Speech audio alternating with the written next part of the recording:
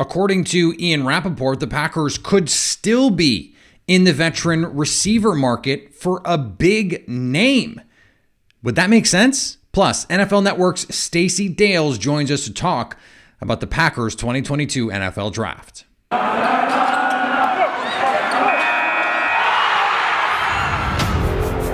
You are Locked On Packers, your daily Green Bay Packers podcast. Part of the Locked On Podcast Network, your team every day. You are Locked On Packers, part of the Locked On Podcast Network, your team every day. I'm Peter Bukowski, and I cover the Packers for The Leap, a newsletter I would love for you to subscribe to. You can follow me on Twitter, Peter_Bukowski. Follow the podcast on Twitter at Locked On Packers. Like us on Facebook. Subscribe to the podcast, iTunes, Spotify, Google Podcasts. Wherever you find podcasts, you will find Locked On Packers, the #1 Packers podcast on the internet. And the show for fans who know what happened. They want to know why and how. Stacy Dales from NFL Network on the show today. She has been on a number of times. We get to officially dub her friend of the podcast now. Thanks, Stacey, for being with us. She was in Green Bay. She was embedded with the crew for the Packers draft, covering it for NFL Network. So she has some great insight to share on everything related to the Packers. Plus, we look ahead to Jordan Love a little bit. She is, of course, a former standout athlete herself. And so I asked her to take off her reporter hat for a second, put on her player hat, and give me some insight about how she would handle this as a player. I think that is some interesting perspective that she can offer. Speaking of interesting perspective, first of all, thanks to everyone who makes Locked On Packers their first listen every day. Ian Rappaport said on Pat McAfee's show that the Packers could still add a receiver, and he expects them to be very much involved in however the market shakes out for Jarvis Landry, Odell Beckham Jr., and Julio Jones. He went on to suggest that the Packers were the perfect landing spot for someone like Julio Jones because he understands now he's not going to get $15 million a year. He's not even probably going to get $10 million a year. But he could go somewhere, play with a Hall of Fame quarterback, and play right away for a team ready to compete for a Super Bowl that is going to feature him heavily. If you're Julio, if you're OBJ, if you're Jarvis Landry, you want to win, but you have limited earnings potential as an NFL player. You want to get paid, respect, and you understand that not every situation is a good situation. And sometimes the best situation is not about the money. Sometimes the best situation is about fit. Sometimes the best situation is about role. Sometimes the best situation is about culture or city. Sometimes at the end of your career, especially, it is as simple as, hey, I'd like to live close to my family. Or, hey, I'd like to live somewhere warm, preferably. Hello? So there's two parts to this. Do I buy that the Packers are not done necessarily at the receiver position? I don't think we should come out of this offseason, sign Sammy Watkins, draft Christian Watson, draft Romeo Doubs, as much as I like that, and Samori Toure. I don't want to forget him. And I did forget to mention Sammy Watkins yesterday, just because I think his impact on this team is so nebulous because I don't know that he's a lock to make this team, first of all. And second of all, I don't know how much he's going to be able to play. That's part of the calculus here. And I was thinking when we were talking yesterday more about geometry, not just next year, but beyond that, which is why I brought up, hey, Allen Lazard, Christian Watson, Romeo Doubs, and Amari Rodgers, pushing Randall Cobb to the side as well. That is a group of four that make a lot of sense together. And that's assuming you can get a deal done with Allen Lazard that also makes sense. More to the point here. If you're a player like Julio Jones, you're looking at this Green Bay situation and going, I can go compete for a Super Bowl there. I can get a lot of targets. I can play with a coach that I know and a system that I know with Matt LaFleur. Devondre Campbell talked about how important that was to him to come to Green Bay where he had a pre-existing relationship. It was important to the Packers, Sammy Watkins and Jason Vrabel, the receivers coach, They had a pre-existing relationship from his time both of their times, obviously, in Buffalo. Could it be a similar situation with Julio and with Matt LaFleur? System is a fit. Quarterback is a fit. Situation is a fit. And then it's about money. And then it's also about what is the money relative to another situation. Does it provide the quarterback? Does it provide the winning situation? Does it provide the culture? And does it provide whatever else that you feel like you need? I think a move like this is only made, Will Fuller is another name that I think is worth mentioning, is only made if the idea is either Sammy Watkins is far from a lock to make the team. As it stands right now, I think he's something close to a lock, but if they added a bigger name, Rappaport said Jarvis Landry had a deal from the Browns that was a nice deal, a handsomely paid receiver deal. Maybe not what he wanted. It would have been a pay cut for him, but would have been a nice deal. It looks now like he's going to settle for something far less than $10 million a year. If you're going to take less, it has to be for the reasons that I mentioned. If you're the Packers, though, Sammy Watkins is on the I'm just happy to be here deal. It's the veteran. It's not the minimum, but it is essentially the minimum. It is the minimum respectable number. And so if you're the Packers, you either need to think that Watkins is expendable or that this other guy is going to be a significant upgrade over someone like Sammy Watkins, because what you have to balance now is the idea of winning in the moment, in winning in 2021, but also setting yourself up for long-term success in 2022, long-term success for 2023 and beyond. Because Christian Watson and Romeo Doubs probably not going to be high-level players this season. They could be very useful, very helpful, very productive players, but probably not in that elite tier. The Justin Jeffersons, the Jamar Chases, those guys are rare. Mike Williams came in right away for the Chargers and impacted the game, but was not consistent. Devontae Smith, last year for the Eagles, really good player. Had a nice season, but is not immediately a bona fide number one. That team realized very quickly that they needed to run the ball a lot more to be good. Now, that had just as much to do with Jalen Hurts as it did with the receivers, but it wasn't like he came in and lit the world on fire. So you do need to get these guys some reps to get them to that place. We spoke yesterday about this idea of Aaron Rodgers having to change his game and these rookies getting this opportunity that not a lot of players have gotten precisely because there is no alpha. Devontae had to sit behind Randall Cobb and Jordy Nelson and wait his turn for targets. Jordy Nelson had to wait behind Greg Jennings and Donald Driver for his targets. And these guys now don't have anyone to wait behind. There is, Sammy Watkins is not going to be on the field at the expense of these other guys if it's even close. And so ideally, you'd like it to be close so those guys can be on the field.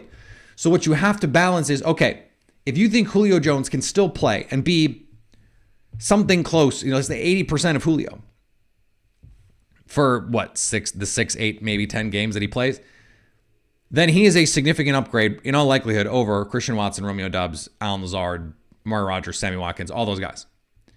And I think you can justify doing that deal. Jarvis Landry, I don't know.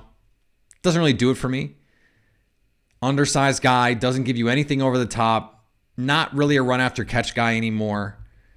If what you want is a guy to get you 6 yards on 3rd and 5, that's Randall Cobb, that's Allen Lazard, that's Amari Rodgers, that's Big Bob Tunyon, that's Aaron Jones split out, that's Scheme, that's Matt LaFleur, that's Aaron Rodgers. I don't think you pay for that. I think if the Packers are going to add one of these guys, I've made the case previously for Odell Beckham. It's got to be because they see it as a move that could pay premium dividends, that could give you a ton of upside potentially. And you think about Julio Jones versus Devin Funchess. Well, Devin Funchess is not the player that Julio Jones is under ideal circumstances. You could bring in Julio Jones and just say, look, come in here, you know the offense, give Aaron Rodgers another veteran to play with, and then in the 7 games that you miss, Christian Watson, Romeo Doubs, those guys are going to step up. Same with Sammy Watkins. In the 4 to 6 games, 7 games that you miss, Romeo Doubs and Christian Watson and Allen Lazard and Amari Rodgers and Randall Cobb and all those guys. I'm not worried about the do they keep 7 conversation. I don't care. You keep the number of receivers that you feel like you have to keep. So we know that the 2 high picks are locks. Lazard and Cobb locks, Amari Rodgers lock. Sammy Watkins, not a lock. If you bring in Julio Jones, you can definitely justify moving on from Sammy Watkins in favor of someone like Toure, who's going to play special teams. You could certainly make the case to keep 7. If you really, really wanted to. Finding that balance of competing now while also setting yourself up for 2023 when these receivers could be ready to compete. You hope you have Aaron Rodgers, and then you can go win a title. That's a delicate balance to walk, but I think because of the players that we're talking about, Watkins, Julio, OBJ, who's not going to play until what? Earliest, like somewhere between Halloween and Thanksgiving? Earliest? Will Fuller can't stay healthy. So you're not really taking away snaps from these young guys, but you're giving yourself the runway and the upside if they do play and when they play, that they can be meaningful, impactful players for your offense. That's why these guys make sense for Green Bay. Because it doesn't really affect their roster numbers to me. I don't worry about it. And they're inevitably going to be hurt enough that you're still going to get the reps that you want from these young guys, assuming they're ready to get them. And what's more, Sammy Watkins and Julio Jones, these guys, they're not at the point of their careers where they're expecting to play 85, 90% of snaps. It's just not who they are anymore. And so I think you can also rotate these other guys in while also saying, hey, Christian Watson, you know who would be great to learn from? The guy that you grew up idolizing, Julio Jones. Watch this guy run routes. Watch this guy prepare and practice. Watch this guy interact with Aaron Rodgers and learn. There's value in that too. So if this is me, this is not just a Madden thing. If this is me, I'm doing it. I'm doing it because I have the money. I have the resources. So let's figure it out and let's go try and win a title. Easy. To me, and we don't know if these guys want to come. We knew Odell Beckham wanted to come last year to some degree, whatever that was. We don't know if Julio Jones has interest. We don't know if Jarvis Landry has interest. So we're just going to have to see this all play out. And that doesn't even account for if Tyler Lockett could become available. What's the future of DK Metcalf? What's the future of Deebo Samuel? All those conversations are in addition to the names that we've already mentioned. All right, we're going to get to Stacy Dales in just a second. Before we do, let's talk about our friends at Built Bar. Built Bar is the best tasting protein bar ever. Summer's coming, which means it's time for you to have food on the go. Go to the beach. You go play golf. Go play tennis. You go for a walk. You go for a hike. You need food. You need fuel for your body. Built Bar is there for you. And they keep coming up with new flavors. I got a text today. I get the alerts. They've got a white chocolate birthday cake flavor that I've had before. It's back. It is out of this world. It's so good.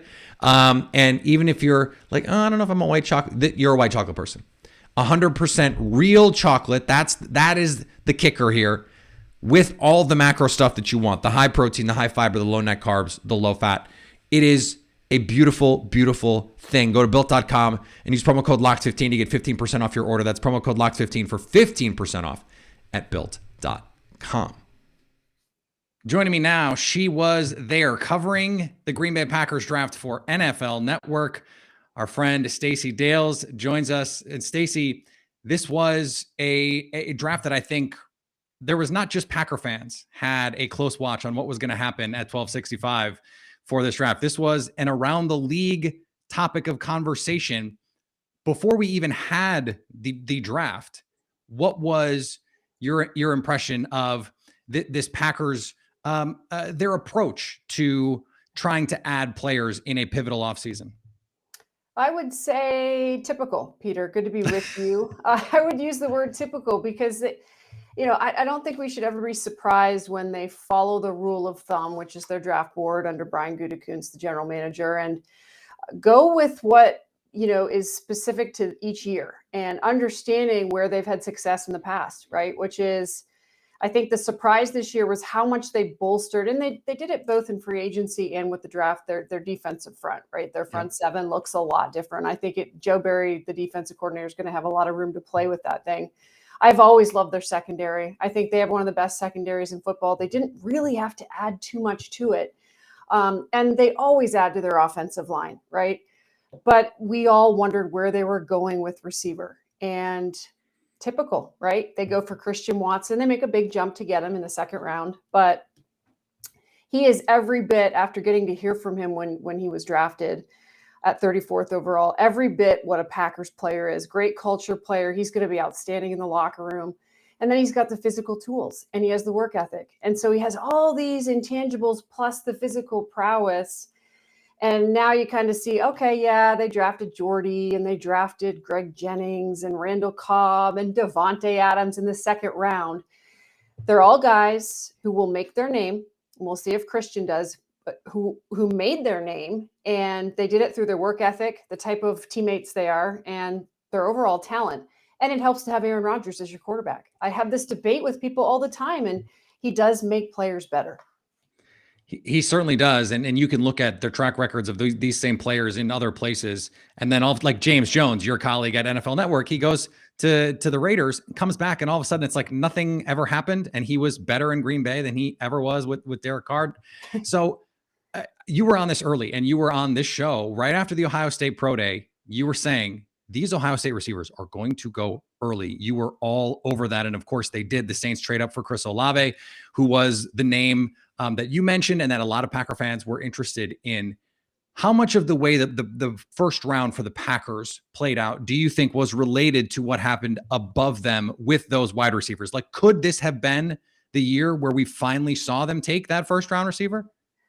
It's a great question, Peter. I just think, and Gutekunst talked about this after the draft, right? He wanted to see that run of receivers, and he did acknowledge the fact that he considered maybe moving up for a couple of them. But I really just think they do stay true to their draft board. I think Christian Watson was a player they would tell you they don't fall in love with players. It's not their strategy or their style or philosophy, but after hearing from him, probably fell in love with him a little bit. He's going to do whatever they want. I mean, he's 6'4", he's 210 or so pounds. I mean, he's got speed to blow the top off, but I think he'll be able to use some catch radius for Rodgers. And Rodgers is magnificent at leading his receivers to success. And I think that it just doesn't get talked about enough. I mean, he puts his receivers in positions to be really successful. He doesn't throw them into traffic. He doesn't throw them into trouble. And so you need guys that can learn quickly how to run that route tree, and Christian Watson will. Now, when you go back to the first round, I was surprised to a degree with, at 22, Quay Walker. That was sort of off the radar for a lot of us. I thought at least one of those 2 first-round picks, Peter, they're going with a receiver, right? Mm-hmm. They have to. But, then they take 2 defensive players out of Georgia, and here's what I think. I think they fell in love with Georgia's defense that won a national championship last year. And as how could you not? Oh my gosh, as the Packers have talked about, I mean, that's as close to an NFL defense as you're getting. And that's why so many Georgia players went so quick. It is closer to an NFL defense in some ways than some actual NFL defenses with all of the talent on that team. The Packers now have 3 Bulldog defenders who all have a chance to start as soon as this season. And I think that's something that mattered to them. This team is who they always are. You mentioned that we should not be surprised by them doing the things that they always do. What I am interested in wondering is Aaron Rodgers. Is he going to change how he approaches rookie receivers? Because this has been a topic of conversation. Now, is he going to throw to these guys? Well, when Devontae Adams was drafted, they had Jordy Nelson and Randall Cobb. When James Jones was drafted, there were other guys, Greg Jennings. There was always someone else to lead by example. How much do you think Aaron Rodgers is going to have to change the way that maybe he practices, the way that he coaches these guys up in practice to get them up to speed, because their window is right now? I think it's a really good question. I think he started changing a bit, and I would never speak for Aaron Rodgers. I mean, that's just like taboo, right? Yeah, it's a fool's errand. Don't do that. Yeah, you don't do that. But He has talked a couple of times in recent years about changing sort of his leadership style now that he's the elder statesman, excuse me, and he's a little bit older and he continues to be, but he's still the best quarterback in football. So he has adapted, as he has told us, in terms of, I think early in his career probably was, hey, young guy, hey, young buck, let's figure this out, and probably pretty tough on him. And now probably a little more forgiving. So I think Rodgers, you're going to see Rodgers in these, later 30 years, in his 30s, be more forgiving. And I'll be very interested to see how, what level of participation is there for him, because I know he's already been at the facility and I know he's already been working a little bit there. I think it'll be instrumental if he's there, because there's one thing he does. And I talked to a couple of Packers guys when I was there, just off in the hallways and kind of in the tunnel. And he walks in the building and he changes the standard. And you know that, Peter. But when Aaron Rodgers is in the presence of his teammates, they are naturally forced, and Tom Brady has the same effect. They're naturally forced to elevate. And they don't even have to take the field because it's his name on the back of that 12, and the number. So the Rodgers plus the 12 equals standard up. And here we go, which is, he is magnificent and magic with the football. I think he's just incredible as a fan of the game, watching him, but then understanding how he works and how he deals with his teammates behind closed doors. So I think you're going to see a shift again in his leadership, but I guess we'll have to wait and see what he tells us at training camp. Yeah, maybe the next great challenge for this last chapter of his career. There was a great line I read once about a coach, and it was that he makes men stand a little taller next to him. And I think that is exactly what you're describing with Aaron Rodgers. Is you stand a little taller, you stand a little prouder when you're in his presence, because he is gonna fight and he gives you a great chance to win. So it changes. I think the standards here coming out of night one. I texted you Friday and I was just like, I guess they're just comfortable. They seem really comfortable with you and I playing receiver for them. Now, of course, that changed. You mentioned Christian Watson and Romeo Doubs. We now have Ian Rappaport saying that the Packers could still be interested in one of these high-profile veterans, the Jarvis Landrys, the OBJs, the Julio Joneses. They brought in Sammy Watkins. How necessary do you think it is to add another piece for this team to go be a Super Bowl contender in what is now a diluted NFC? Well, if I'm not mistaken, they also had some roots there with Sammy Watkins. I believe Jason Vrabel, pass game coordinator, et cetera, with these Packers. It was part of drafting him when he was in Buffalo. Yep. And so when you have some root cause of let's go grab somebody. So I'm kind of looking at this roster thinking, where else are there these like little seeds in the Packers coaching staff, right? In terms of some of those names you mentioned, for instance. We of course know, Matt LaFleur's relationship with the Atlanta Falcons. Like, there are a lot of ties and we can speculate, but for right now, I always look at rosters because I've got their roster in front of me. I always look at rosters because I was just on NFL Now and doing the TV thing, and I keep the roster in front of me, the current roster. This is what you go with right now if you're fans. Get enamored with this roster. Anything else that comes, if an OBJ flies in there on a broomstick, be okay now with, we just got a little bit better, right? Yeah. Because you've got a Hall of Fame quarterback. You've got a really, to me, what will be a stout offensive line, because I believe Bakhtiari and Elton Jenkins are going to be back healthy. Yeah. And now, to me, this defense changed for me. And I'm an optimist. So when I look at Quay Walker and Devontae Wyatt in the first round, I'm like, hell yeah, that defense is going to be even better with Devondre Campbell. And again, that secondary, Kenny Clark, maybe coming off his best season. I don't know. Maybe, you could have Dean Lowry maybe off his best season, and Kenny Clark needs that help up there. Devontae Wyatt's going to bring it. So I think those three up front, in the front of this defense, and then all these linebackers and the secondary, and I'm a believer in this defense. I think this is right now on paper, again, looking at the roster, this is a top 5 defense in the NFL.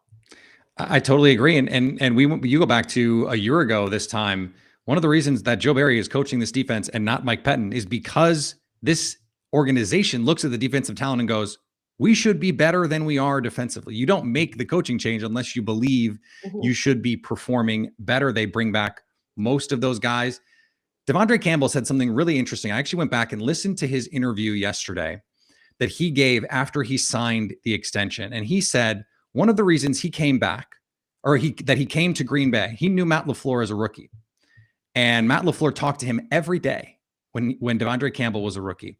And when Devondre Campbell came in, he said, this is what I want to do. Let me play the mic and just let me do that. And I promise you I will be great. Guess what? He was great. Yeah. And I think of that when they draft Quay Walker, it just makes me go, okay, at first I went, huh?